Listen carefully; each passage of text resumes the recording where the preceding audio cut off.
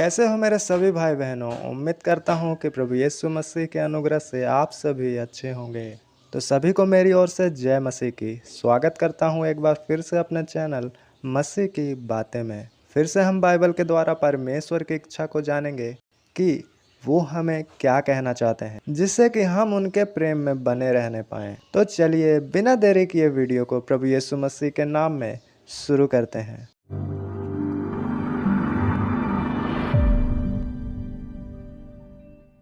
मेरे दोस्तों, आज का युग टेक्नोलॉजी से भरा हुआ है। हर एक चीज़ इसी के द्वारा किया जाता है, चाहे हॉस्पिटल हो, घर हो या कोई फैक्ट्री या कंपनी हो। हर जगह लोग काम करने के लिए टेक्नोलॉजी का ही इस्तेमाल करते हैं। या हम सरल भाषा में कहें तो आजकल की दुनिया में टेक्नोलॉजी के बिना काम आसान नहीं रह गया है। और ये अच्छी बात है कि लोगों का काम इसके द्वारा आसान हो रहा है। दूर रह रहे लोगों से हमारी तुरंत बातें हो जाती है।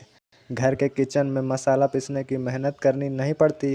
बाथरूम में कपड़े धोने में मेहनत करनी नहीं पड़ती। हर जगह आने जाने में आसानी हो गई है। और भी बहुत सी चीज़ें हैं दोस्तों, जिसे टेक्नोलॉजी ने आसान और सरल बनाया है। इसलिए ये एक अच्छी बात है। पर टेक्नोलॉजी के द्वारा जहाँ काम आसान हुआ है तो कई अपराध भी हुए हैं। कई लोगों के घर उजड़ चुके हैं, कई लोगों को ब्लैकमेल किया जाता है। इसलिए हमें ये देखना है कि इसे इस्तेमाल कैसे लोग कर रहे हैं, क्योंकि परमेश्वर की बनाई हुई संसार में कुछ भी बुरा नहीं है। पर यह इस्तेमाल करने वालों के ऊपर है कि इसका इस्तेमाल वो करते कैसे हैं।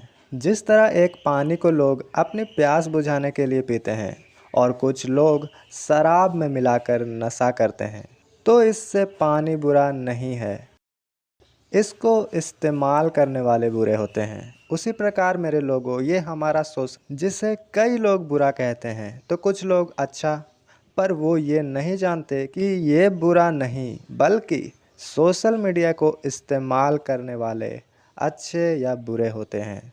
क्योंकि अगर शैतान लोगों को बिगाड़ने के लिए इसका इस्तेमाल करता है, तो दूसरी ओर परमेश्वर भी इसका इस्तेमाल अपने लोगों को बचाने के लिए करते हैं। क्योंकि जहां शैतान आपको मारना चाहता है, वहीं जीसस आपको जीवन देने के लिए खड़े रहते हैं। आज कई लोग कहते हैं कि सोशल मीडिया से कितने बच्चे बिगड़ रहे हैं, कितने यूथ गलत राहों में जा रहे हैं, लेकिन ये गलती भी हमारी ही है दोस्तों। आज कितने पेरेंट्स अपने छोटे बच्चों को मोबाइल में डांस दिखाते हैं, गलत सॉन्ग सुनाते हैं, अजीबोगरीब हरकतें दिखाते हैं जो एक अश्लीलता को प्रकट करती है। कार्टून भी ऐसा दिखाते हैं जिसमें लव स्टोरी हो। पर क्यों? क्योंकि वो कहते हैं कि ये दिखाने पर ही उनका बच्चा नहीं रोता और चुप रहता है, जिससे कि वो लोग फ्री रहते हैं। और बच्चे फ़ोन में वो सब देखने में बिज़ी रहते हैं। और वही बच्चे जब बचपन से वो सब रंगीला ज़िंदगी देखते हैं, फिर उनको वो सब चीज़ें कूल लगने लगती है। और जैसे जैसे बच्चे बड़े होते हैं, उनका वही सब थोड़ा थोड़ा देखा गया लव स्टोरी कार्टून में, वही अश्लील डांस उनकी लाइफ में उनके हिसाब से बड़ी होती जाती है। और आपका दिया हुआ छोटा सा बीज बड़ा पेड़ बन जाता है, जिसमें कई सारे कड़वे फल भी लगते हैं। वो फल होता है नशा, व्यभिचार, लड़ाई झगड़ा, गाली। और फिर हम कहते हैं, प्रभु ये क्या हो गया? और प्रभु कहते हैं, ये तो तुम्हारा लगाया हुआ ही पेड़ है। और अगर पेड़ हमने लगाया है दोस्तों, तो उसका फल भी हमें खाना ही पड़ेगा। क्योंकि प्रभु ने कहा, स्वर्ग का राज्य राई के दाने के समान है। जब बोया जाता है तो छोटा सा बीज होता है, पर आने वाले समय में वो एक बड़ा सा पेड़ बन जाता है। हालेलुया।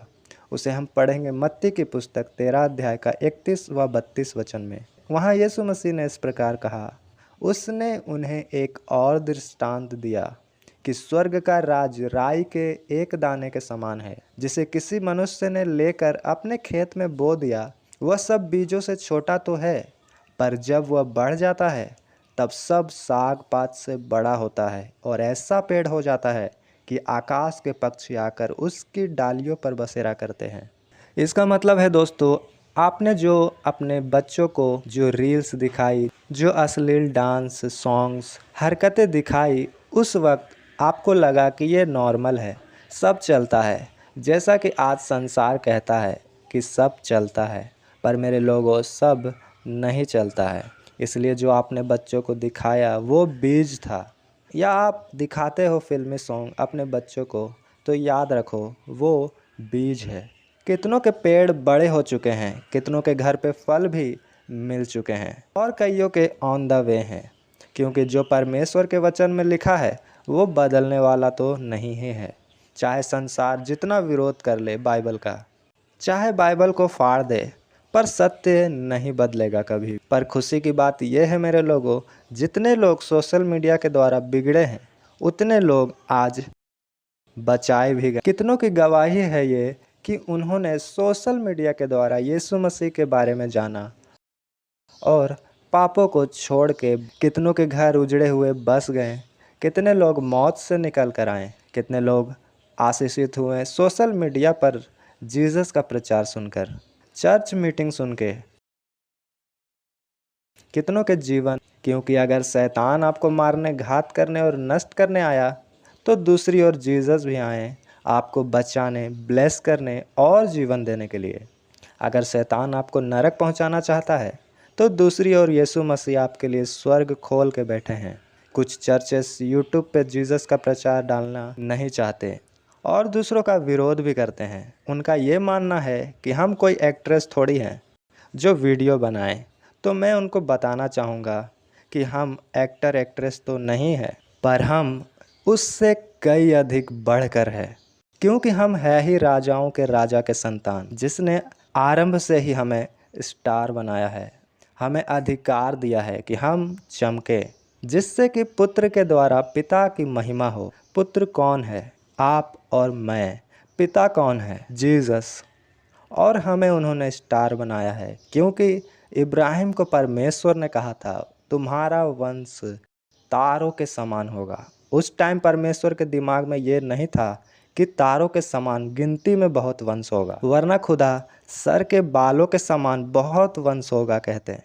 पर परमेश्वर ने कहा अब्राहम तुम्हारा वंश आकाश के तारों के समान होगा।